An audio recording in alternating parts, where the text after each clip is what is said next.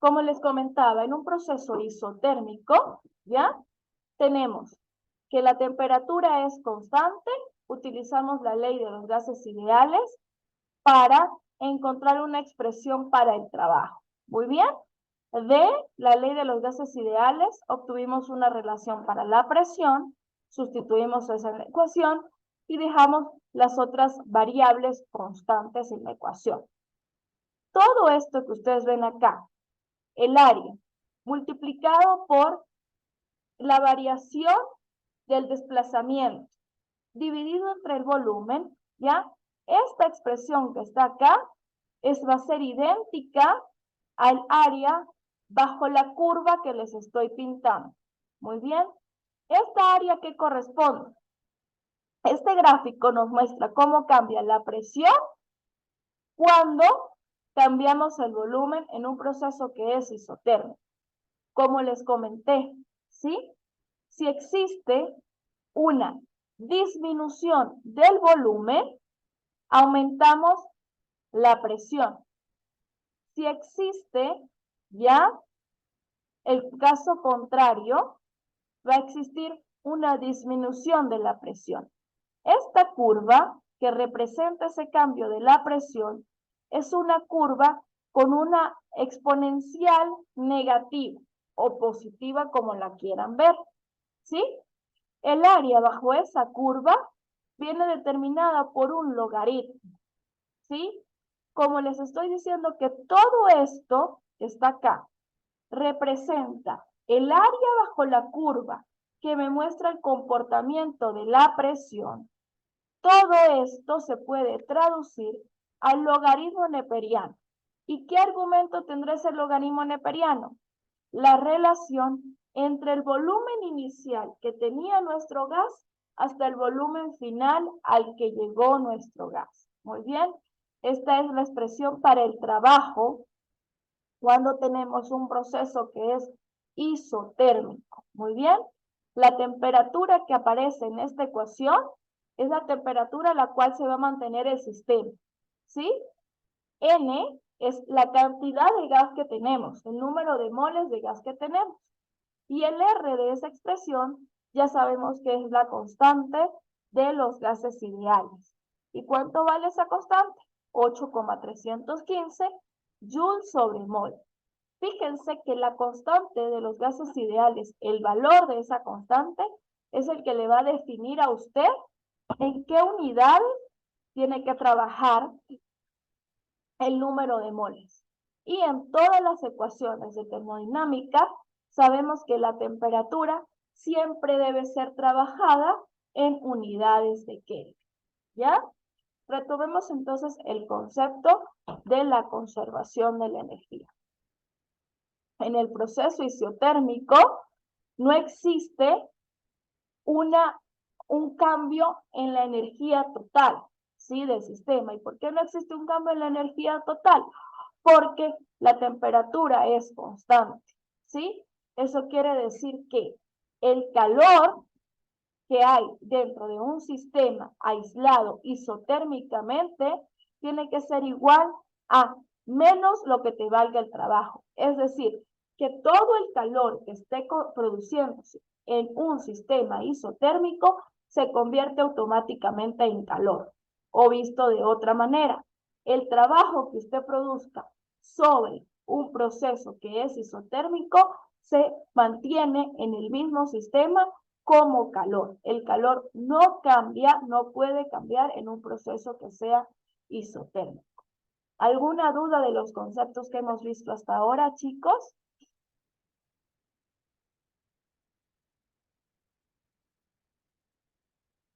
A nivel conceptual, ¿alguna duda?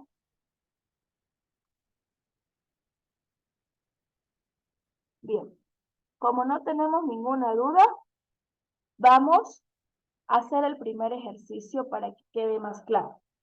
Imagínense que tenemos un cilindro, ¿sí? Ese cilindro contiene cierta cantidad de gas. En este caso nos dice que son 2 moles.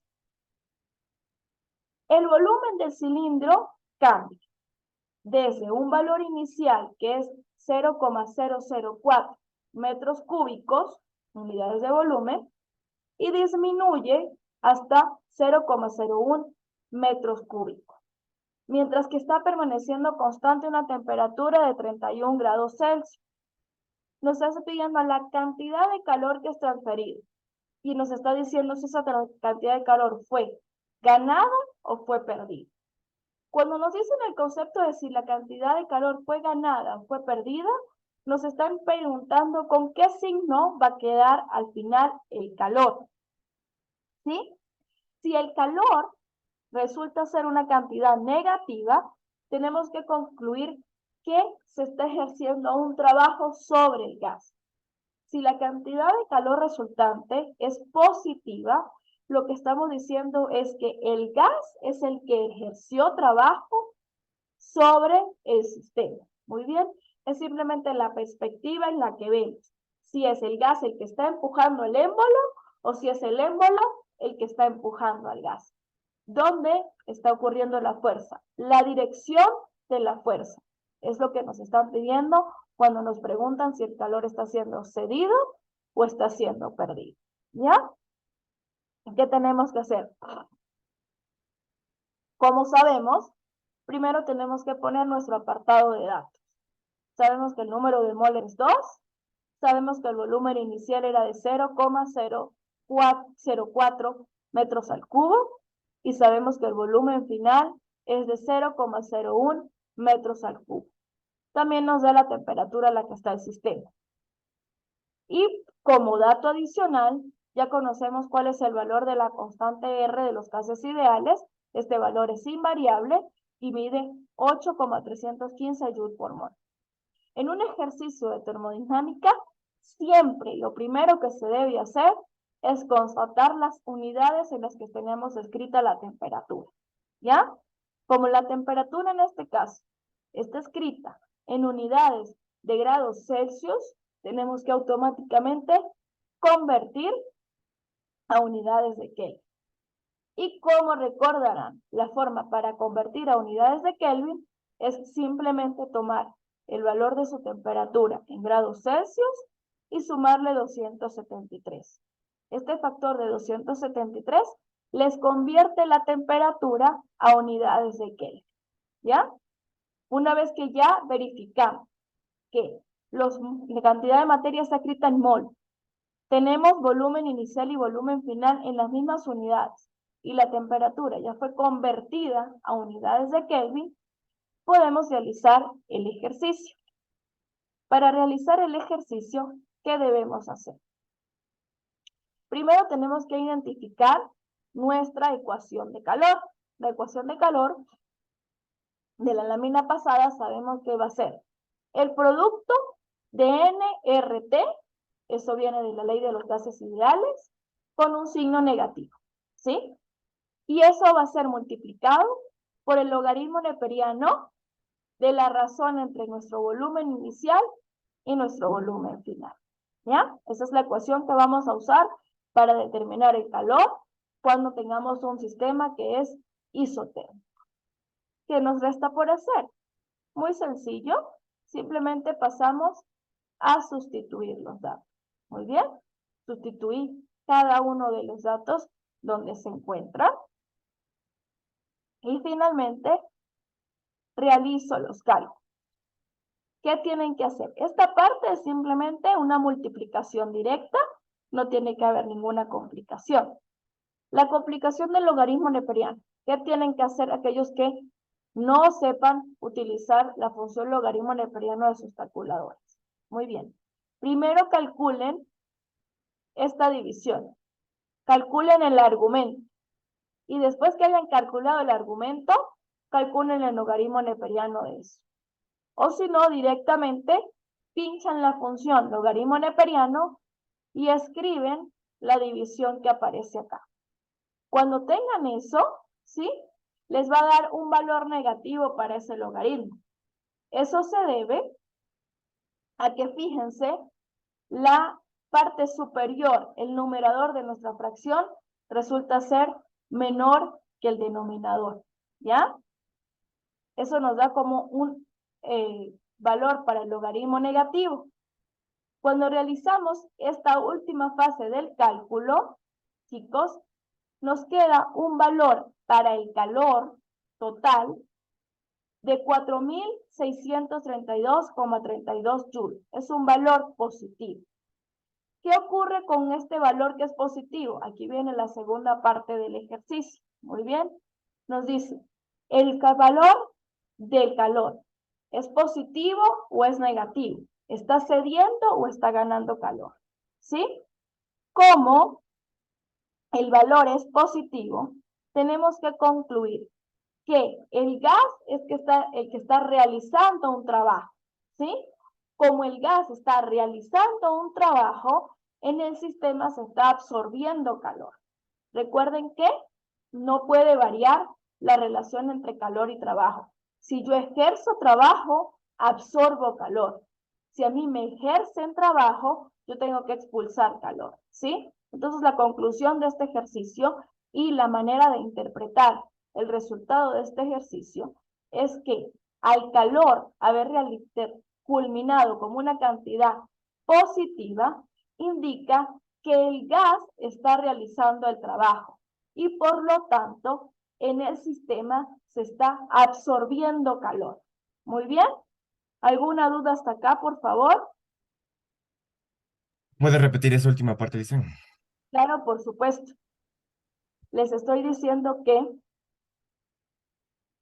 en el caso en el que nos están preguntando si el sistema pierde o gana calor, el sistema general, aislado, el sistema en sí, esta vez nos están preguntando si pierde o si gana calor. Esto lo podemos determinar con el signo en el que resulte el calor. El calor puede resultar negativo o positivo. Eso en dependencia del signo menos que tenemos en la ecuación y de cuánto nos dé este logaritmo. En este caso, el logaritmo nos dio negativo, por lo tanto, al multiplicar estos dos signos, nos queda un resultado que es positivo. Muy bien. ¿Qué ocurre con que ese resultado sea positivo? Al ser positivo, nos está indicando que el gas es el que está ejerciendo un trabajo. El gas es el que ejerce un trabajo porque el calor nos quedó positivo. Muy bien.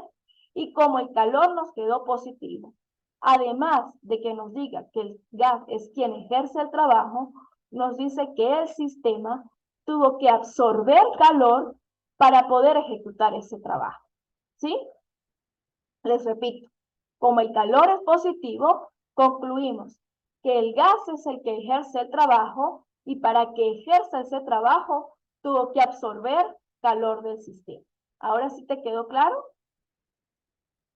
¿Qué Sí, ocurriría? creo que más claro. Ya, ahora, ¿qué ocurriría si en este caso el calor nos hubiera quedado negativo?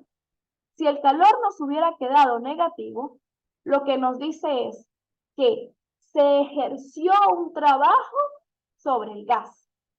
Y para poder ejercer ese trabajo sobre el gas, se tuvo que expulsar calor. ¿Sí? Para que el calor quede negativo, tenemos que hacer un trabajo sobre el gas y para hacer un trabajo sobre el gas, tenemos que expulsar calor. ¿Ya? Es la manera en la que tenemos que identificar qué está ocurriendo a nivel físico o qué nos dice a nivel físico el signo del calor. Muy bien. Esto, ojo, dentro del sistema. ¿Y qué quiere decir de manera física que el sistema absorba calor o que el sistema ceda calor? Eso tiene que ver con el movimiento interno de las partículas, ¿sí? Cuando usted cede calor o aumenta calor, está relacionando directamente la posibilidad de las partículas de que se muevan más o que se muevan menos, ¿sí? Y esto tiene que ser de cierta manera tal que las partículas conserven de manera neta, o sea, de manera total, la misma cantidad de energía cinética. No quiere decir que yo tenga que mantener a todas las partículas vibrando siempre, sino que voy a tener un sistema en el que para que se mantenga una temperatura constante en todo el sistema, algunas partículas van a tener que vibrar un poquito más y otras un poquito menos, ¿sí? Va a haber un acomodo entre las partículas que están componiendo el gas para que de manera general yo pueda tomar una temperatura y de manera general, o sea, de manera total o neta, mi sistema se mantenga a una temperatura constante. Quiero explicar esto porque cuando se lee un proceso isotérmico y se lee que la temperatura es constante, se puede pensar que usted lo que está diciendo es que todas las partículas se tienen que mover exactamente iguales. Y no es lo que ocurre. Lo que ocurre es que algunas partículas necesitan moverse más rápido y otras más lento para que se pueda cumplir este proceso de temperatura constante en todo el sistema.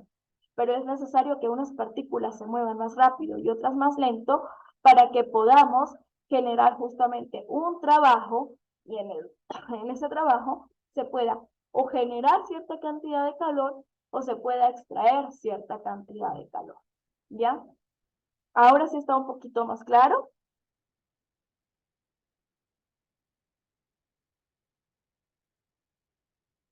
Muy bien, continuemos entonces.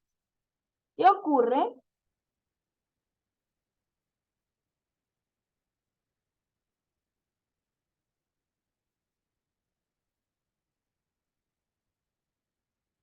Cuando tenemos otro proceso, un proceso isocórico. Ya estudiamos el proceso isobárico en el que la presión es constante. Ya estudiamos el proceso isotérmico en la que la temperatura es constante. ¿Qué ocurre cuando no se permite aumentar el volumen en un gas? Por ejemplo, cuando ustedes tienen un aerosol y ese aerosol está en un volumen que es constante, ¿qué ocurre con lo que está internamente en el gas a nivel de presión y a nivel de temperatura? Porque les recuerdo que ustedes no pueden aumentar el volumen, ¿sí? Cuando ustedes no pueden aumentar el volumen dentro de un gas, sencillamente no se puede ejercer un trabajo. ¿Por qué no se puede ejercer un trabajo?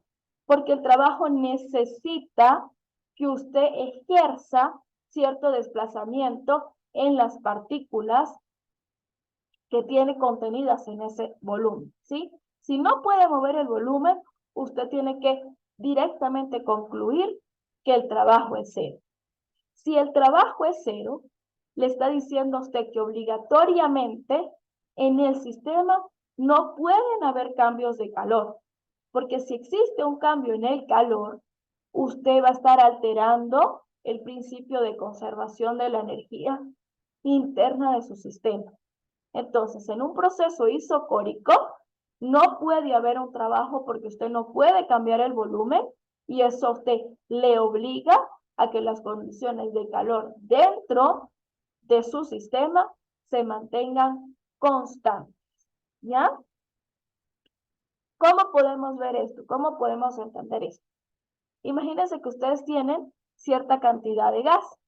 Esa cantidad de gas está contenida en 8 litros, ¿sí?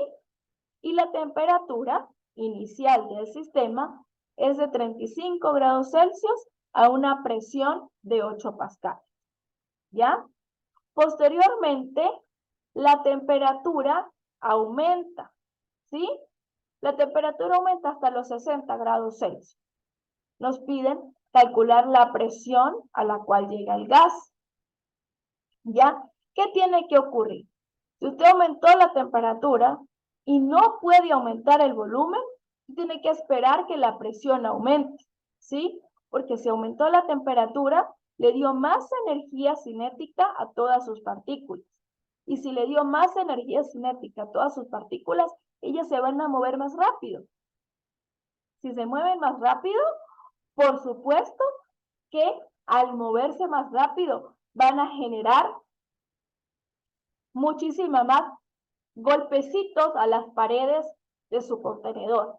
Y esa cantidad de golpecitos se va a traducir a que usted está ejerciendo mayor presión a los contenedores a las paredes de sus contenedores. Los procesos isocóricos son procesos muy delicados de manejar, porque esa restricción en la que usted tiene del volumen, llega un momento en el que la presión es tanta que su contenedor puede explotar. Son procesos muy delicados a nivel de trabajo manual me refiero, a nivel de cómo los trabaja, porque son procesos muy riesgosos para la seguridad humana. Entonces, en este caso, es fundamental determinar cuál es la presión máxima a la cual yo puedo llevar a un sistema, ¿sí? Y esa presión máxima la podemos calcular a través de cuál es la temperatura a la cual yo puedo llevar esa cantidad de gas, ¿sí? Entonces, en un proceso isocórico, usted tiene limitaciones de la temperatura y la presión a la cual puede llegar. Esto generalmente no ocurre en un proceso que es isotérmico ni en un proceso que es isobárico, ¿sí? Porque la permitividad en que usted pueda manejar el volumen le produce que sean sistemas mucho más manejables, ¿sí? Porque usted tiene maneras de liberar presión. Cuando tiene el proceso isocórico, en este caso, este que les estoy comentando, en el que tiene cierto volumen contenido en 8 litros de capacidad, ¿ya? Y aumentó la temperatura. Veamos cuál es la presión final a la cual puede llegar ese gas. Para esto, ¿qué tenemos que hacer? Ya sabemos que lo primero que hacemos es escribir nuestros datos. Escribimos nuestros datos, tenemos que el volumen es un solo volumen porque es invariante. Este volumen es de 8 litros. Tenemos la temperatura inicial. La temperatura inicial me la dan en grados Celsius. Ya sé que debo que automáticamente convertirla a unidades de Kelvin, porque en un proceso de termodinámica no puedo usar una unidad distinta para la temperatura. Entonces convierto la temperatura a unidades de Kelvin. La presión inicial la puedo manejar perfectamente en unidades de Pascal. Y del ejercicio sé que vale 8 pascales. Y la temperatura final del sistema también la estoy obteniendo en unidades de grados Celsius. ¿Qué tengo que hacer? Simplemente convertirla a Kelvin. ¿Ya? Teniendo todo esto, voy a calcular cuál es la presión final. En este caso, tenemos una expresión para el volumen que viene despejada de la ecuación de los gases ideales. Les recuerdo que la ley de los gases ideales me dice que P por B, presión por volumen, es igual a N por R por T. ¿Qué hice? Simplemente despejé el volumen pasando a dividir la presión, ¿ya? Este proceso me permite establecer dos ecuaciones. Una para las condiciones iniciales del sistema y la segunda para las condiciones finales del sistema, ¿sí? El volumen inicial será igual a N, que nos cambia porque es la misma cantidad de gas todo el tiempo, R, que es una constante, y la temperatura inicial, la temperatura a la cual comenzó el proceso. Eso va a estar dividido entre la presión inicial, es decir, la presión a la cual inició el proceso. Muy bien. De manera análoga, tenemos para el volumen final cierta expresión, ¿sí? Es igualita, solo que ahora utilizamos la temperatura final y, por supuesto, la presión final. ¿Qué tenemos que hacer acá ahora? Como es un proceso isocórico, el volumen final y el volumen inicial son iguales. Al ser iguales, yo puedo, por supuesto, igualar los segundos miembros de las ecuaciones que escribí anteriormente. Cuando igualo esos miembros, ¿ya? Puedo despejar el valor de la presión final, que es la que me pide. Y la presión final, entonces, vendrá dada por el producto entre la temperatura final y la presión inicial, dividido entre la temperatura inicial. ¿Ya? Fíjense lo que hice aquí. Escribí una ecuación para las condiciones iniciales, escribí una ecuación para las condiciones finales y como es un proceso isocórico, dije que los volúmenes tienen que ser iguales. A partir de que esos volúmenes son iguales, simplemente pude despejar la presión final. Lo que hice aquí fue un sistema de ecuaciones muy sencillo. Como ya tengo una expresión para la presión final, lo que hacemos es sustituir cada uno de nuestros datos, ¿ya? Sustituyo la temperatura final, los 333 Kelvin que obtuve cuando convertí la temperatura en Celsius, lo multiplico por los 8 pascales, que es la presión inicial, y lo divido entre los 308 Kelvin, que fue mi temperatura inicial. ¿Qué obtengo? Obtengo justamente lo que estoy esperando. Obtengo un aumento en la presión del sistema. El sistema aumentó desde los 8 pascales hasta los 8,65 pascales. ¿Ya? ¿Alguna duda hasta ahora? ¿O está todo claro? Muy bien. Entonces, por favor, hagan ustedes el ejercicio que les estoy mostrando en pantalla. Les digo que tengo un proceso isocórico. En ese proceso isocórico, un recipiente contiene aire y ese aire se encuentra a 500 pascales de presión con una temperatura de 150 grados Celsius. Luego de que ocurre una transferencia de calor en los alrededores, la presión desciende a 400 pascales y la temperatura también desciende a los 65 grados centígrados. Calculen, por favor, el trabajo que está ocurriendo dentro de ese sistema.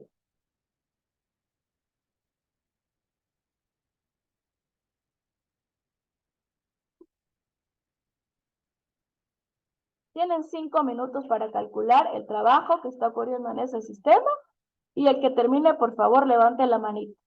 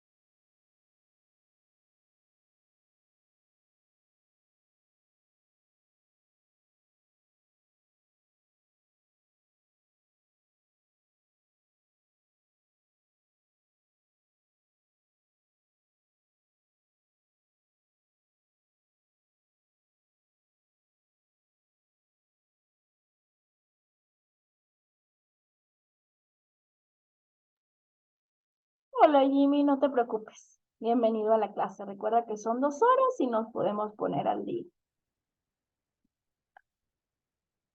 A ver, ¿quién ha terminado? Este ejercicio está increíblemente sencillo.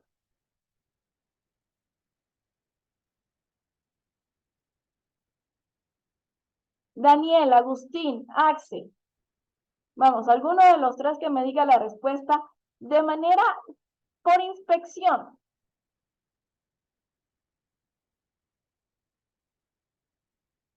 Es un proceso isocórico y les estoy pidiendo que me calculen el trabajo.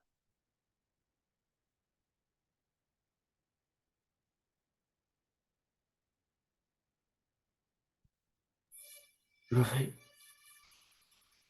mí Dígame. deme un poquito más de, a mí deme un poquito más de tiempo, creo que lo hice mal. A ver, les voy a dar 5 minutos más, pero por favor quiero que lean con detenimiento el ejercicio. Les estoy diciendo, es un proceso isocórico, muy bien, en el que tenemos cierta cantidad de aire a cierta temperatura y cierta presión, y luego tanto presión como temperatura disminuyen. Les pido el trabajo que ocurre en ese gas.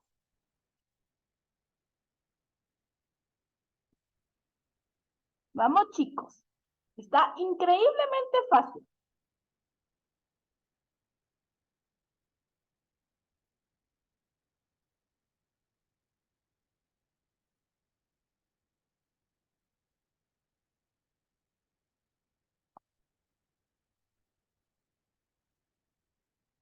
Axel, cuéntame.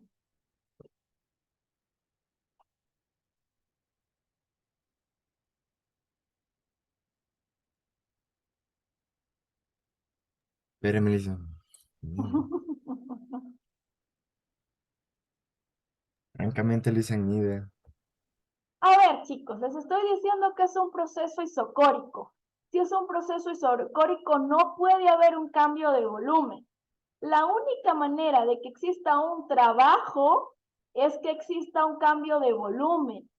Si es isocórico y no hay cambio de volumen, automáticamente tienen que concluir que el trabajo es cero.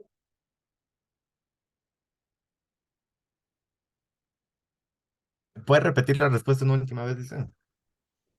Este es un proceso, el ejercicio les estoy diciendo que es un proceso isocórico. Al Ajá. ser un proceso isocórico, no hay un cambio en el volumen, En ¿ya? efecto. La única manera de que exista trabajo es que exista también un cambio en el volumen. Si no hay cambio en el volumen, el trabajo automáticamente es cero. No tenían que hacer ni un cálculo. Es simplemente leer. Es un proceso isocórico, por lo tanto el trabajo es cero.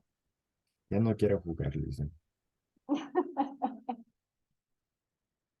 Fácil, fácil. Entendido, Daniel. Entendido, Agustín. A ver, ¿qué estaban haciendo? Cuéntenme. Antónimo de fácil, Lisa. Era simplemente leer. Simplemente leer. Un proceso isocórico no tiene cambios en el volumen, por lo tanto el trabajo es cero. Y está escrito aquí. Proceso isocórico, trabajo igual a cero. ¿Qué estabas haciendo, Daniel? Cuéntame. Como sacar temperatura, empezar con eso. Estabas cambiando las temperaturas. Muy Sí, bien, es válido que cambies las temperaturas porque sí se te indicó que siempre tenemos que hacer un cambio en las temperaturas. Pero también tenemos que leer un poquito. Ya en esta fase, en la primera frase del ejercicio, les daban la respuesta. ¿Sí? Tienen que estar atentos a este tipo de cosas porque ya les voy indicando que las evaluaciones y las tareas van por aquí. ¿Sí? La interpretación del ejercicio generalmente les va a dar a ustedes la respuesta del ejercicio que les estoy pidiendo. ¿Ya? A ver, continuemos. Quiero que por favor hasta este momento me indiquen si están entendiendo qué ocurre en un proceso isotérmico y en un proceso isocórico, para poder avanzar y comenzar a estudiar la segunda ley de la termodinámica. Profe, Dígame, Daniel. ¿el isotérmico qué era? El isotérmico es el proceso en el que la temperatura está constante, ¿sí? Ya, Isotérmico, temperatura constante, ¿sí? ¿Por qué? Porque el prefijo iso te dice igual. Ese prefijo te dice igual. Y térmico, por supuesto, significa temperatura. Entonces, el mismo nombre te dice igual temperatura. Isotérmico. Como es isotérmico, ¿sí? No hay un cambio en la energía total y por lo tanto el trabajo y el calor son iguales. Muy bien. Isotérmico, la temperatura se mantiene. Como la temperatura se mantiene, la energía se tiene que mantener. Y de esta manera, el calor y el trabajo tienen que ser iguales. Y si uno disminuye, el otro tiene que aumentar. Muy bien. En el proceso isocórico, iso significa igual, córico significa volumen. Isocórico igual volumen, ¿ya? Proceso isocórico, no puedo tener trabajo porque no tengo un volumen que pueda disminuir ni aumentar. Mi volumen es totalmente fijo. Muy bien. Fíjense que aquí les estaba diciendo que el proceso isocórico es uno de los más riesgosos para trabajar de manera industrial. Y esto ocurre, chicos, cuando, por eso es que es tan delicado, por ejemplo, trabajar con los cilindros de gas. Los cilindros de gas tienen el gas contenido adentro, ¿sí? Y ese gas está sellado. Entonces, usted no puede aumentar o disminuir el volumen. Si algún momento la temperatura por fuera del sistema comienza a aumentar y comienza a calentar el cilindro de gas por supuesto que tiene que comenzar, el gas dentro del cilindro comienza a aumentar su temperatura porque afuera hay aumento de temperatura. Y aumenta tanto la temperatura y aumenta tanto la presión que llega un momento que ese cilindro puede explotar, ¿sí? Y una explosión de gas es increíblemente riesgosa. Esto ocurre precisamente porque es un proceso isocórico y es la principal condición por la cual los cilindros de gas tienen que estar siempre ubicados fuera de las casas. ¿Sí? Ustedes ven que una de las normas de seguridad o los que tienen algún tipo de establecimiento de comida o han revisado un establecimiento de comida de manera detallada, se dan cuenta que las tuberías de gas tienen cierta longitud mínima permitida. Y esa longitud es la mínima para que el cilindro de gas esté lo más posible alejado de donde esté la cocina en sí, para que el cilindro no aumente la temperatura. Muy bien. Y le hice una pregunta, por ejemplo, Dígame. en los que son para recargar la gasolina, ya me olvidé el nombre, ¿por qué dice que no se puede utilizar el teléfono ahí? Ya, es que eso es otro proceso, verás. Lo que pasa es que eso ya es a profe, nivel de electrónica, ¿sí? profe, sí que yo le puedo explicar. Ajá, dígame. O sea, adentro del celular se producen microchispas cuando lo ocupas. Y al proceso del contacto con las microchispas que produce el celular con la gasolina, pues puede haber una mínima posibilidad que explote. Claro, eso también tiene que ver mucho con la transferencia de energía, pero energía eléctrica, ¿sí?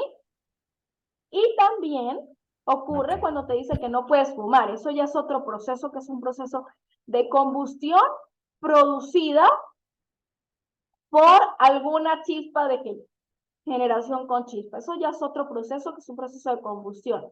Lo que ocurre con los cilindros de gas es un proceso netamente de presión. Es un efecto que ocurre porque están sellados. Están sellados y no te permite aumentar el volumen. Por eso es que siempre va a ser recomendable que usted coloque su cilindro de gas lo más alejado posible que pueda de su cocina física, o sea, del aparatito que usted use como cocina, ¿sí? Esa es la principal razón para evitar una explosión del gas. ¿Alguna otra pregunta respecto a los procesos isotérmicos o procesos isocóricos? Bien, como no hay, ahora te explico un poquito más de lo que ocurre en este proceso de combustión con la gasolina. La gasolina es un fluido que es muy volátil, ¿sí? Cuando te digo que es muy volátil, es que tiene un proceso de evaporación bastante sencillo, ¿sí? La temperatura para que se evapore la gasolina es una temperatura muy baja. Y a temperaturas ambiente, tú puedes tener evaporación de gasolina. Por eso cuando tú llegas a una estación de servicio, el olor a gasolina es pero tan fuerte. ¿Por qué? Porque en todo el aire que tienes tú alrededor de esa estación de gasolina, con seguridad hay partículas que están flotando, ¿sí? La gasolina es un combustible que es altamente inflamable, ¿ya? Altamente inflamable. Entonces, tú estás en un ambiente en el que tienes partículas de gasolina que te rodean constantemente, ¿ya? Cualquier chispazo, cualquier pequeña carga eléctrica que salte puede generar combustión, ¿sí? Y los teléfonos celulares, por más sellados que se estén dando ahora, tienen siempre pequeñas chispas eléctricas que van saltando. Esto ocurre cuando tú estás mandando mensajes, cuando estás mandando ondas de radio, siempre hay una onda que se está moviendo y esa onda lleva energía y esa energía puede tener cargas eléctricas, ¿sí? Entonces, alguna de esa carga eléctrica, en algún proceso estadístico, puede coincidir con una pequeña cantidad de gasolina y ahí puede generarse una chispa. Entonces, como tienes toda un área que está repleta de gasolina, una sola chispa va a producir una pequeña flama. Y el resto de gasolina que haya por allá se va a comunicar con esa llama y puede, por supuesto, haber una gran explosión. Pero como te digo, esto es un proceso ya de otra forma, no es un proceso térmico, es un proceso simplemente de combustión y es motivado a la alta volatilidad que tiene la gasolina, ¿sí? Incluso en una estación de gasolina no se recomienda, por supuesto, que tú uses teléfono celular mientras estés en el proceso para que no hayan ondas saliendo de tu teléfono.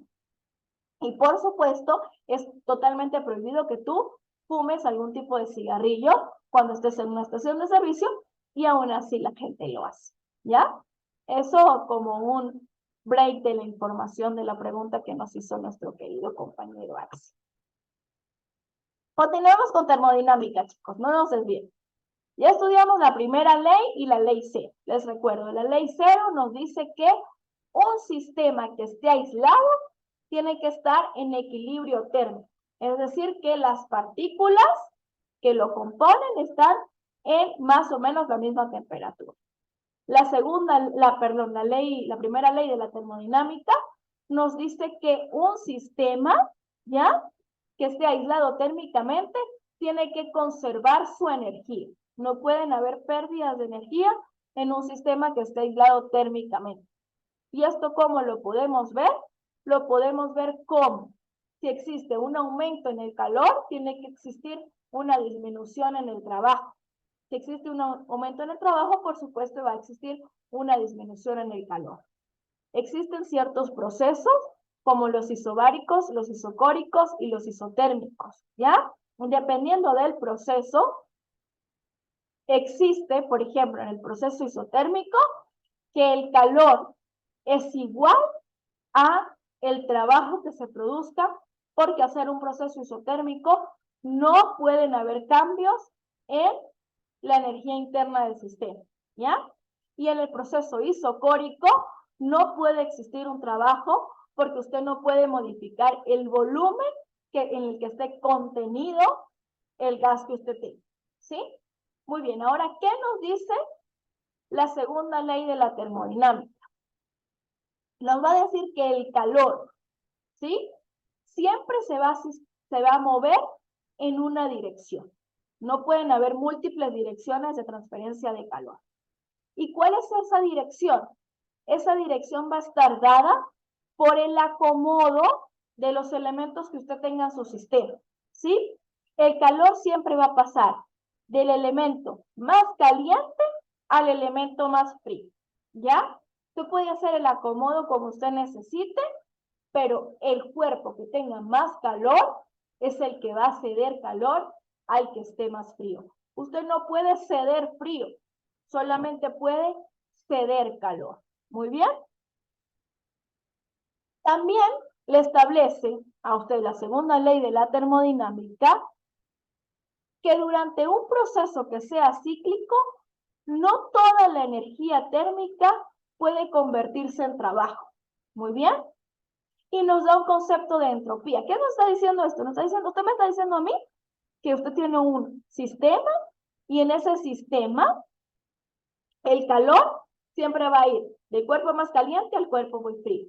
Y adicionalmente me está diciendo a mí que toda la energía térmica que usted tenga no la puede convertir en trabajo. O sea, que usted tiene un límite de energía térmica que puede convertir en trabajo. Ese límite se denomina entropía, ¿sí? La entropía es la cantidad de calor que usted puede convertir a trabajo, ¿sí? Buenos días. La entropía, que está en física, llamamos entropía con la letra S, nos dice también cuál es el nivel de equilibrio que tiene un sistema termodinámico. Muy bien. O la tendencia que tenga su desorden. En las clases pasadas yo les comenté que la entropía aumentaba cuando aumentaba la temperatura. ¿Por qué ocurre esto? Cuando usted aumenta la temperatura, aumenta la energía cinética que tiene un gas, ¿sí? Si aumenta la energía cinética, por supuesto que sus partículas se mueven mucho más rápido. Cuando las partículas se mueven mucho más rápido, existe mayor caos, existe más desequilibrio en el sistema. Las partículas se mueven como quieren, ¿ya? Todo esto lo mide la entropía. La entropía es una propiedad física, ¿sí? Que te puede determinar muchos parámetros. Te puede determinar la cantidad de energía que tú puedes convertir en trabajo y te puede determinar también qué tan ordenado es el sistema en el que tú te encuentras, ¿sí? ¿Cómo medimos esa cantidad de entropía? La cantidad de entropía realmente no se puede medir. No hay una manera en la que tú puedas medir la entropía de un sistema. Lo que tú puedes medir es cómo varió la entropía, cómo varió el equilibrio dentro de tu sistema, ¿sí? Y esa variación de la entropía la determinas dividiendo la cantidad de calor que tiene tu sistema entre la temperatura a la cual se encuentra el sistema, ¿sí? La cantidad de calor que tiene el sistema, les recuerdo que la cantidad de calor es una propiedad del sistema, y eso lo divides entre la temperatura a la cual se encuentra el sistema. La temperatura sí puede cambiar, muy bien. Lo que no te puede cambiar es la cantidad de calor que tiene tu sistema. Entonces, si tú aumentas ya la temperatura y tienes una cantidad de calor que es constante, ¿qué va a aumentar? Que la variación en la entropía va a disminuir, ¿ya? Hay menos disminución, se comportó menos distinto. Muy bien. Como no podemos medir la entropía de manera directa, tenemos que apoyarnos en las condiciones iniciales y en las condiciones finales que tiene nuestro sistema. No podemos medir la entropía en un momento indicado. Tenemos que ver cómo ha evolucionado el sistema para saber cómo ha variado nuestra entropía. ¿Ya? Como les comenté, la variación de la entropía viene dado por el calor entre la temperatura. Si existe un cambio, ¿ya?, en el sistema, tiene que ocurrir que o se cedió calor, muy bien, o se absorbió calor, ¿ya? Entonces, el calor en sí es una propiedad que se cede o que se absorbe. Estás aumentando o disminuyendo la cantidad de calor de tu sistema, dependiendo de la temperatura a la cual estés obligando a tu sistema a estar, ¿sí? Por lo tanto, tengo una condición inicial y tengo una condición final. ¿Cuánto calor cedí? ¿Cuánto calor absorbí? Muy bien. Haciendo esta suma de fracciones y tomando el calor como una constante porque el calor es una propiedad de mi sistema, yo puedo llegar a una expresión que me mide la cantidad de variación de entropía en un sistema en el que he modificado la temperatura, ¿ya? Y llego a esta expresión que está acá. Esta es la expresión que les va a permitir a ustedes siempre calcular la variación de la entropía en un sistema en el que el calor se conservó constante, pero cambiaron la temperatura. Hagamos un ejercicio para ver si esto nos quedó un poco claro, ¿sí? Imaginemos que tenemos dos cuerpos y esos cuerpos están en contacto térmico, ¿ya? El cuerpo A se encuentra a una temperatura de 400 Kelvin. Fíjense que ya les estoy dando la temperatura en Kelvin, ¿ya? Y el cuerpo B se encuentra a una temperatura de 300 Kelvin. Como los dos cuerpos están a temperaturas distintas, tiene que haber un intercambio térmico, ¿ya? El cuerpo A le tiene que ceder calor al cuerpo B para que el sistema esté en equilibrio y se pueda cumplir la ley cero de la termodinámica. ¿Bien? Les dice que la cantidad de calor que fluyó entre ambos cuerpos es de 24,000 joules, ¿sí? Esa es la cantidad de calor que tuvo que ceder el cuerpo 1 al cuerpo 2 para que el sistema se mantuviera en contacto.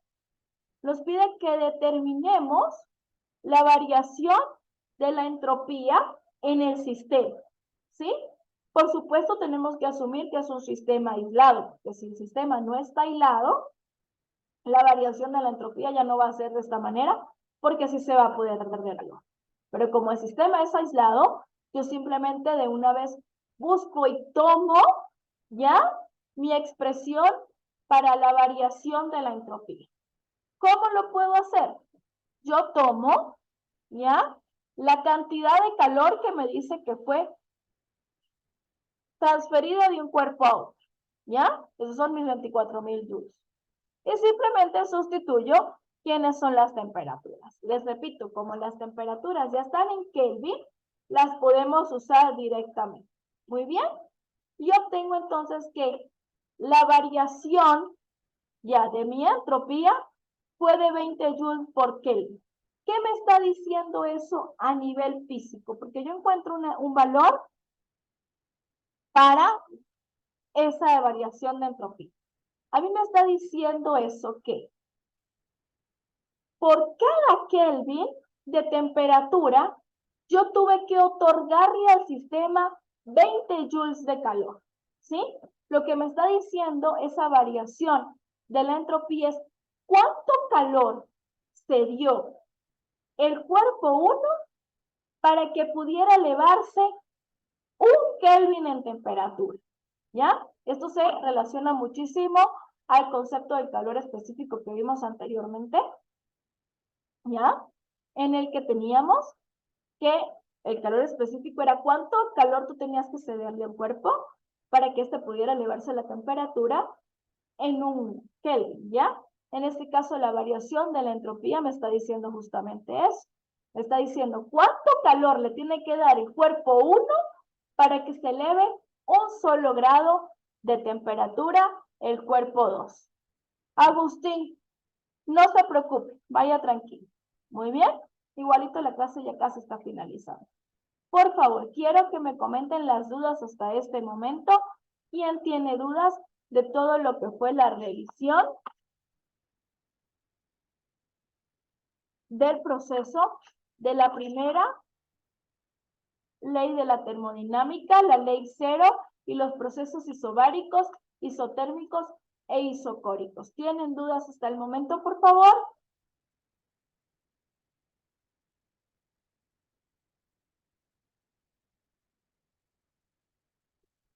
¿No tienen dudas?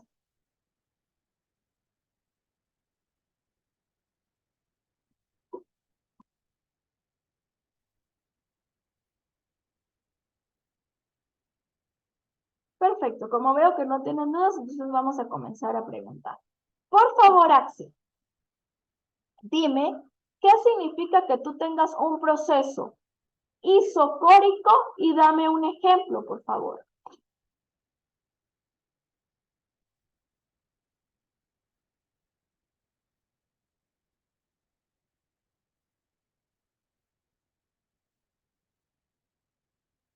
Axel, un proceso isocórico y dame un ejemplo.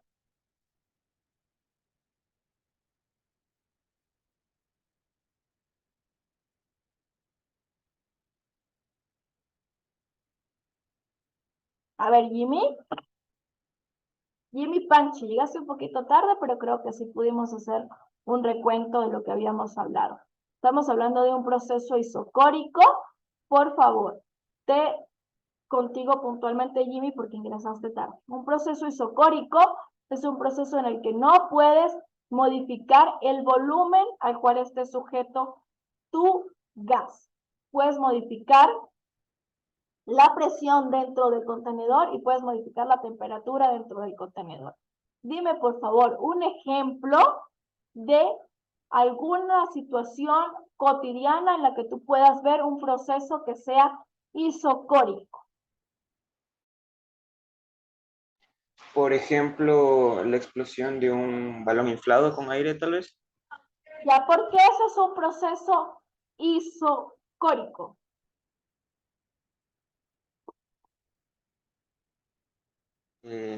Ya que si se calienta el balón de manera rápida, el volumen del balón se mantiene constante, ya que el caucho del balón no es lo suficientemente flexible como Ya, para perfecto.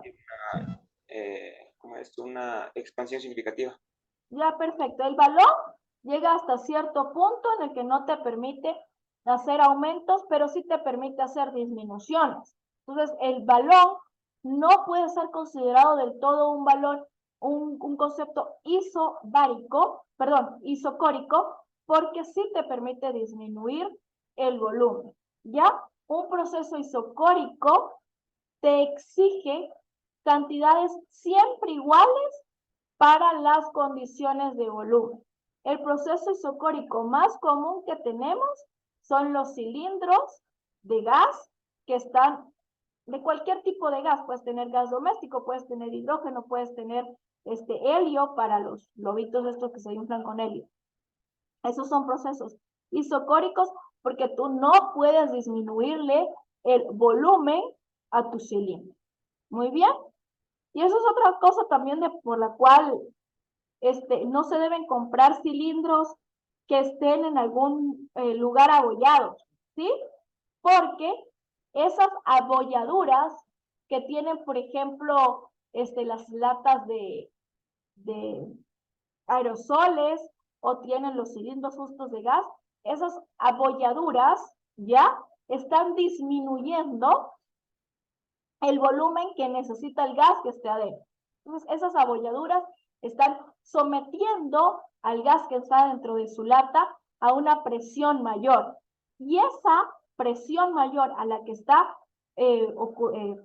siendo sometido su gas, puede que en cualquier momento, cuando ustedes sacan la lata que esté abollada del súper o la persona que les baja su cilindro de gas a su casa, que lo baja del camión, puede generar una explosión en ese cilindro, ¿ya? Porque el cilindro tiene menos volumen del que necesita. Por eso no es recomendable que compremos latas que estén abolladas y que de preferencia busquemos cilindros de gas que no tengan abolladuras en todo lo que sea la parte metálica. Muy bien. Joel Escandón, por favor, ayúdanos explicando qué es un proceso isotérmico y danos un ejemplo de un proceso isotérmico, un ejemplo en el que tú veas de manera cotidiana, ¿ya? Un proceso en el que no puedas aumentar la temperatura. Es con Joel.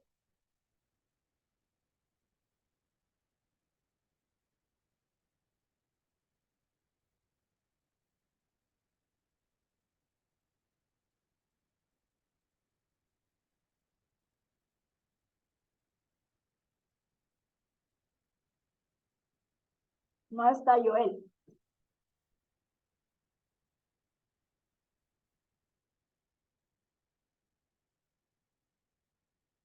Ian Calderón, ¿estás en clase? ¿Ya puedes, por favor, darnos un ejemplo de lo que es un proceso isotérmico? Te recuerdo, un proceso isotérmico, Ian, es aquel en el cual tú puedes tener aumentos en presión y puedes tener aumentos en volumen, pero la temperatura tiene que mantenerse constante. No puedes aumentar la temperatura. Entonces sería también una refrigeradora industrial para que los elementos se mantengan fríos y no estén la temperatura. A ver, Ian nos está diciendo que un proceso isotérmico, él está presencial, puede ser aquel en el cual tenga usted una refrigeradora. Muy bien. Él nos dice que la temperatura dentro de la refrigeradora se mantenga constante. Ahora le pregunto yo, ¿cómo está haciendo usted en ese proceso de la refrigeradora? Está manteniendo constante la temperatura dentro de la refri. Muy bien. Pero ¿cómo obtiene usted un proceso de aumento o disminución del volumen y la presión? Le recuerdo que usted tiene que hacer que estas dos cantidades varíen para que usted tenga un proceso. Un proceso te requiere que exista un cambio, ¿ya? Proceso, un cambio, isotérmico es un proceso, es un cambio que ocurre a temperatura constante. ¿Cuándo tienes tú eso? El cambio de volumen cuando se introduce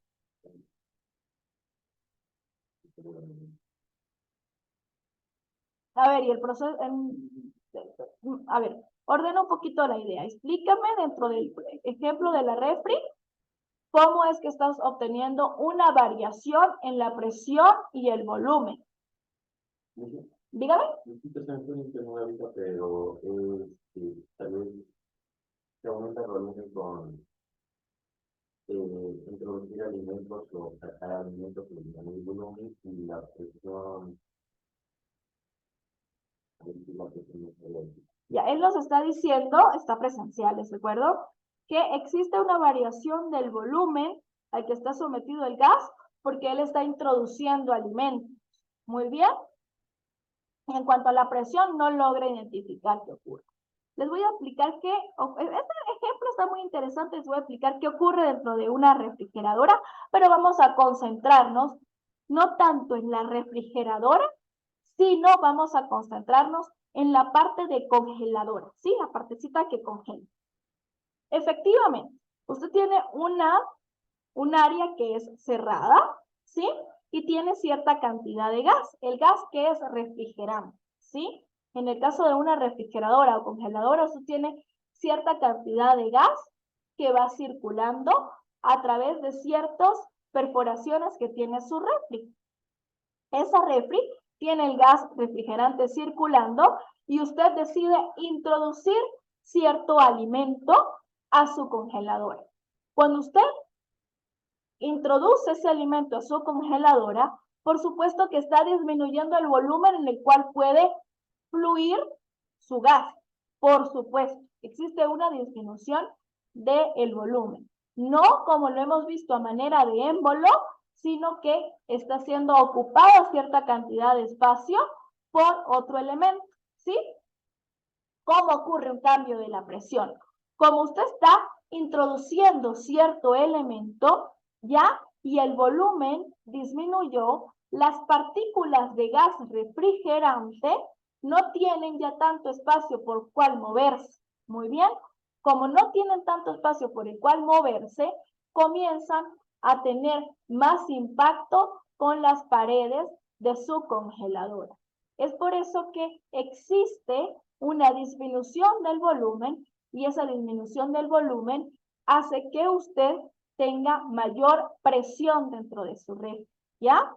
Como tiene mayor presión dentro de su refri, eso le da a usted un límite de la cantidad de volumen que puede usted ocupar dentro de su refri. Por eso es que, si bien existe una tendencia muy, digamos, latinoamericana, de que usted tiene que mantener para sentirse cómodo la refri llena, esto no puede ser de esta manera. Existe una capacidad máxima a la cual usted puede someter su refrigeradora.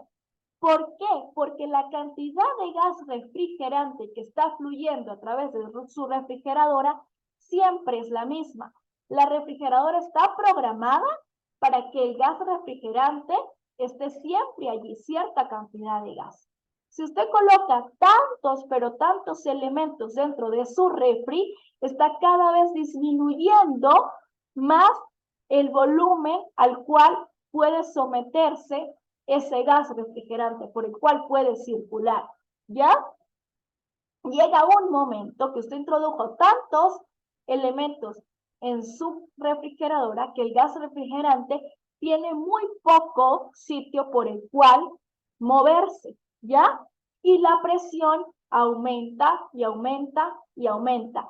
Llega un punto en el que aumentó tanto la presión que las paredes de su refrigerador terminan por tener ciertas fisuras y a través de esas fisuras se va a escapar el gas refrigerante de su nevera y usted va a notar que a medida que pasa el tiempo, su refri cada vez enfría menos. Esto lo pueden conversar ustedes con sus padres, con sus mamás, sus papás, y se van a dar cuenta que una refrigeradora, a medida que pasa el tiempo, comienza cada vez a enfriar menos que cuando usted la compró. Esto justamente pasa por lo que les estoy diciendo. Comenzamos a introducir tantos elementos en nuestra refri que disminuimos el volumen al cual puede circular el gas refrigerante, aumentamos la presión y ese aumento de la presión produce pequeñas fisuras en las paredes de nuestra refri y hace que se nos escape el gas refrigerante. ¿Ya? Muy buen ejemplo de ella. Siguiente pregunta. Por favor, nuestro compañero Diego, ayúdanos explicando en qué consiste la segunda ley de la termodinámica, ¿ya? Y danos un ejemplo en la cual aprecies esa, la explicación de esa segunda ley de la termodinámica. Por favor, con el compañero Diego. ¿Estás en clase? Diego también está de manera presencial, ¿ya? Y me dice que se le salió de la clase, pero como está de manera presencial, simplemente puedes acercarte acá al computador en el que yo estoy trabajando y puedes observar la presentación en la cual, como te digo, vamos a hablar un poco de la segunda ley de la termodinámica. Te voy a explicar en qué consiste, te voy a hacer un recuento y por favor quiero que me des un ejemplo en el cual vemos una aplicación de la segunda ley de la termodinámica. Nos dice que siempre que existan dos cuerpos en contacto térmico, ¿ya? El calor será transmitido del cuerpo que tenga más calor hacia el cuerpo que tenga menos. O sea, existe una dirección preferencial para la transferencia de calor. Y esta dirección preferencial siempre va a venir desde el cuerpo de mayor intensidad hasta el cuerpo de menor intensidad. Danos un ejemplo, por favor, en el que veamos este proceso.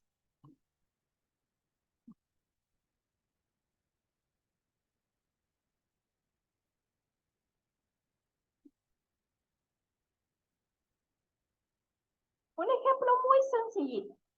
Cuando observamos el concepto de la segunda ley de la termodinámica a nivel de que el cuerpo que tiene más calor le va a ceder su calor a un cuerpo que esté a menos temperatura para que el sistema se mantenga constante.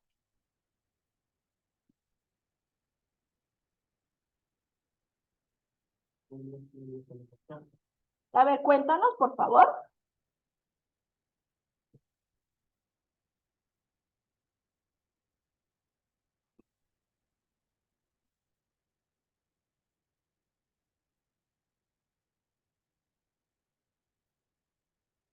A ver, les voy a dar un ejemplo bien sencillito. Continuamos con el ejemplo de la refri. ¿Cómo congela una refri? ¿Se han preguntado ustedes eso? Ustedes dicen que la refri se congela por acción del gas refrigerante. ¿Qué hace el gas refrigerante? El gas refrigerante lo que hace es que mantiene las paredes y todas las partes de nuestra refri a cierta temperatura. Cuando usted introduce un alimento a la refri, está teniendo contacto el alimento con una de las rejillas de la refri. Muy bien. Estas rejillas de la refri están a la temperatura que les ocasiona el gas refrigerante, ¿sí? Y están, por supuesto, a menos temperatura que el alimento que usted introdujo a su nevera, ¿ya? Como están a diferentes temperaturas, el alimento que usted introdujo comienza a cederle calor a la rejilla sobre la cual usted la puso, ¿ya? Comienza a cederle calor para que la rejilla se caliente y esté en equilibrio térmico. Pero como el gas refrigerante continúa fluyendo, ¿ya? Ese gas refrigerante a su vez le extrae calor a la rejilla. Muy bien. Y su alimento continúa cediéndole calor a la rejilla para llegar a un equilibrio térmico. Entonces llega un momento que la rejilla se encuentra tan fría, porque el gas refrigerante la enfría, ya le quita calor, que la temperatura de su alimento baja completamente hasta llegar a la misma temperatura a la que se encuentre la rejilla. Se le cedió, o sea, su alimento le cedió todo el calor que tenía para que la rejilla pudiera calentarse, pero a su vez la rejilla le cedió todo el calor que tenía al gas refrigerante para que el gas se pudiera calentar. Entonces, lo que ocurre cuando usted está refrigerando algo, no es que usted está enfriando su comida. Usted lo que está haciendo es que le está quitando el calor a la comida le está cediendo su calor a las paredes, al contenedor o a la rejilla que está dentro de la refrigeradora. Una refrigeradora funciona bajo el principio de la segunda ley de la termodinámica, en el que la comida que usted introduce le cede su calor a la rejilla, ¿ya? Eso es lo que ocurre en una refrigeradora y ese es un ejemplo de la segunda ley de la termodinámica. Ahora, ¿por qué siempre es aconsejable no introducir sustancias calientes a la refri? Porque siempre le dicen a usted, espere que eso llegue a una temperatura ambiente y posteriormente que sea la temperatura ambiente es que usted pueda introducir a su refrigeradora. Muy bien.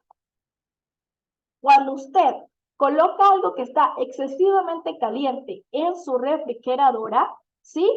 Ese calor comienza a generar un choque directo con la temperatura a la que está su refrigeradora. Y su refrigeradora va a necesitar generar muchísimo más fluctuaciones de gas refrigerante para que pueda bajar la temperatura de lo que usted esté metiendo en su refrigeradora. Esas corrientes y ese choque de temperaturas genera, por supuesto, un sobreesfuerzo en el funcionamiento de su refri. Y es por eso que siempre le van a recomendar a usted que deje enfriar por lo menos hasta una temperatura ambiente la sustancia que cocinó para que pueda ser introducida a la refri. Es una medida de que usted pueda alargar el tiempo de vida de su electrodoméstico. Muy bien. ¿Alguna duda hasta ahora, chicos? Hagamos un recuento, por favor, entonces, de lo que vimos de las leyes de la termodinámica hasta ahora. La ley 0 nos dice que un sistema estará en equilibrio térmico, es decir, todas las partes del sistema tienen que estar en aproximadamente la misma temperatura. Luego vimos que la primera ley nos establece que la energía interna de un sistema no puede variar, ¿sí? Si existe un aumento en el calor, tiene que disminuir el trabajo o viceversa, y que tenemos tres procesos termodinámicos principales: isobáricos, isotérmicos, isocóricos, en el que cada uno tiene sus características específicas, ¿ya? En los isotérmicos tenemos que el calor que se ceda es directamente igual al trabajo que se produzca, y en los isocóricos el trabajo es obligatoriamente cero porque usted no puede modificar el volumen en el cual se encuentra su gas. La segunda ley de la termodinámica nos dice que existe una dirección preferencial para la transferencia de la temperatura, y esta dirección preferencial siempre va a ir desde el cuerpo que tenga mayor calor hasta el cuerpo que tenga menor calor. Además nos establece el concepto de la entropía, ¿sí? Y esa entropía nos dice que toda la energía calórica, toda la energía térmica que tiene un sistema no puede convertirse a energía a trabajo. Existe cierta cantidad de energía térmica que debe conservar el sistema, ¿ya? Para que el sistema pueda hacer el acomodo de cada una de las partes que lo conforman. Muy bien, si no tenemos ninguna duda, chicos, hasta ese momento culminamos la clase de hoy en lo que revisamos esos conceptos. La próxima clase seguiremos trabajando con la segunda ley de la termodinámica y estará destinada hacia las máquinas térmicas y el ciclo de Carnot. Muy bien, para posteriormente terminar con la tercera ley de la termodinámica. Si tienen alguna duda, por favor, este es el momento de hacerla. Y si no es sobre la clase, me gustaría que los estudiantes que se conectaron un poco tarde, por favor, me comenten acerca de los avances que tienen con sus proyectos interdisciplinarios. Estaré llamando a los estudiantes por nombre y apellido para que me comenten, por favor, cómo van los proyectos interdisciplinarios. Comencemos, por favor, con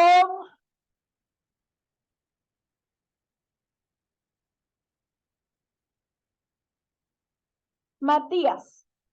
Matías, por favor, coméntame cómo va la ejecución de tu proyecto interdisciplinario, si ya hiciste las correcciones de la fase 1 y la fase 2, y si avanzaste con la mecanización de tu invernadero. Con Matías Vintimilla, por favor. Sí, aún estamos corrigiendo algunas cosas con el proyecto. ¿Estás corrigiendo algunas cosas en cuestión de fase 1, fase 2? O sea, en cuestión del informe. Sí, en cuestión del informe estamos corrigiendo. Ya, perfecto. Y con el avance de la automatización del invernadero, quiero que me cuentes si ya establecieron cómo van a hacer la automatización del sistema de riego y si ya conversaron con el profesor Edwin para, por supuesto, acoplar cada uno de esos circuitos que tienen que hacer para la automatización. Aún no, pero ya vamos a hacer. Sí. Ya. Ok, en cuanto a la fase 3, que la fase 3 es justamente la puesta en marcha del invernadero de manera automatizada, tienen en la parte 2 la fase de planeación. En la fase 2 es en la que ustedes nos tienen que contar cómo va a ser su proceso para la automatización. O sea, usted tiene su invernadero ya totalmente armado y tiene el sistema mediante el cual va a ser el sistema de riego. quiero saber si ustedes ya han pensado como equipo cuál sería la manera más óptima para hacer la automatización o tienen que partir desde ahí con el profesor Edwin. No, aún no hemos hablado, pero ya hemos de hablar entre esta semana cómo vamos a hacer con el Ya, grupo. perfecto. Te pregunto esto, porque en la fase 2 de planificación ustedes ya deberían estar poniendo justamente esto como algunos esquemas, cómo es que van a hacer la automatización. Eso es lo que va en la fase 2 y eso es lo que queremos ver los profesores en la fase 2, no solamente la parte de la teoría, ¿ya? Por favor, tomen nota de eso para que estén pendientes en la fase 2 de planificación. A ver, por Ya, favor, Liz, muchas gracias. de nada, estudiante, por favor, Joel, que estás acá presencial, indícame, Joel, cómo va la ejecución de tu proceso, de tu proyecto interdisciplinario. Por favor, ¿en qué fase va?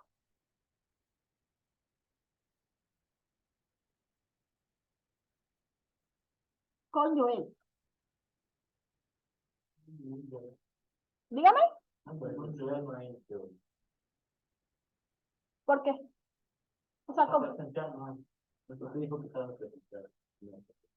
No está presencial. Joel no está presencial. Ninguno de ustedes es Joel. Entonces ya va, déjeme anotar acá. Ya. Mil disculpas. Por favor, el estudiante Joel, ¿está conectado a clase? Ah, no. Joel es el que no se conectó. Ian es el que está acá en manera presencial. Ian, cuéntame por favor cómo va la ejecución de tu proyecto interdisciplinario. Nosotros ya habíamos acabado hasta la fecha límite. Ya, ustedes me dicen que ya acabaron todo el proyecto. Ahora te pregunto, ¿cómo hicieron ustedes la fase de automatización? Con el sistema de Lego y de cálculo. Ajá, ¿cómo hicieron ustedes para que funcionara ese sistema? Ahorita no me acuerdo muy bien, pero en el del video explicativo estaba todo. Ya, perfecto, en el video explicativo. Ahora te pregunto eso por lo siguiente. La fase 1 corresponde a toda la parte teórica de el invernadero, todos los conceptos en los que estaba basado. Y la fase 2 estaba en la parte de planificación. En la fase 2, yo esperaría ver que usted me explicara, por ejemplo, con un esquemita, cómo logró usted la automatización del invernadero. ¿Ya? Porque eso es importante, porque en esa fase de planificación es que yo voy a identificar justamente dónde que usted me está aplicando a mí los conceptos de física a nivel de proyecto en sí, ¿ya? Entonces yo estoy esperando ver en esa fase de planificación que usted me diga que el invernadero se planea construir de cierta manera, ¿ya? Y en esa manera en que se planea construir, se planea adaptar cierto circuito o cierta estructura que permita justamente hacer la automatización de ese invernadero. Entonces yo eso, o sea, no sé si ya lo tienen ustedes cargado a la plataforma a nivel de fase 2, y si lo tienen a nivel de fase 3, sí me gustaría que por favor le suban para revisar entonces dónde están esos esquemas de trabajo y cómo fue que ustedes lograron lograron aplicar la física a la automatización, ¿ya? Eso en parte 2 de física, pero no teníamos esa parte, pero tal vez que tenga la posibilidad de utilizar la parte 3 y 4 de informática, ahí sí que está. Ya, entonces déjame ver para revisar la fase 3 de informática, porque en la fase 2 no tengo nada de eso. Y otra cosa que quería saber es, ustedes necesitan en la parte de física trabajar con calor y temperatura porque quieren mantener cierta temperatura constante para que sus plantitas justamente sobrevivan. Por lo tanto, ustedes lo que tienen que hacer es demostrar que la temperatura se mantuvo constante, por supuesto, dentro de cierto límite. La temperatura es casi imposible que ustedes la puedan mantener totalmente constante. Habrán pequeñas fluctuaciones. Quiero saber, ¿cómo planean ustedes tomar los datos de las lecturas de esas temperaturas? Porque yo estoy esperando a nivel de física que si me dicen que ustedes lo que quieren de física es tomar los conceptos de temperatura para que las plantas puedan estar a esa temperatura, yo necesito ver a nivel de física que eso se cumplió. Y la única manera que yo tengo de ver en física que eso se cumplió es que ustedes me muestren un registro de temperaturas y me digan del día 1 al día 2, las temperaturas se mantuvieron en este rango. ¿Cómo están haciendo ustedes la toma de lecturas?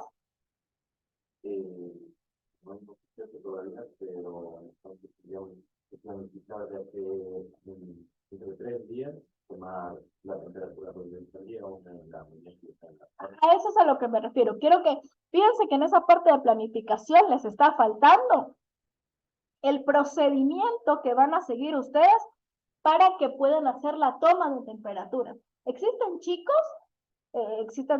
que lo que van a hacer es un sensor de temperatura y ese sensor de temperatura les va a medir la temperatura de manera automática.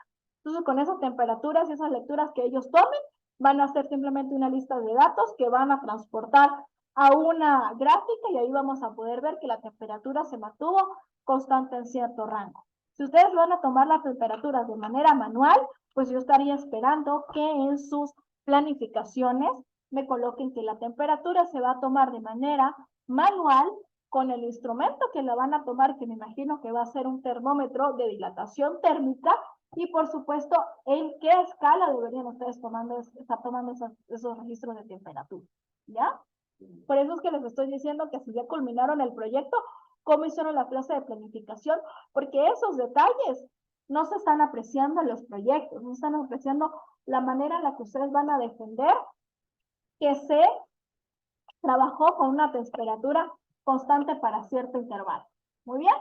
Ya, entonces, por favor. La fase 1 y la fase 2 de física está totalmente habilitada hasta el 21 de abril. ¿Sí?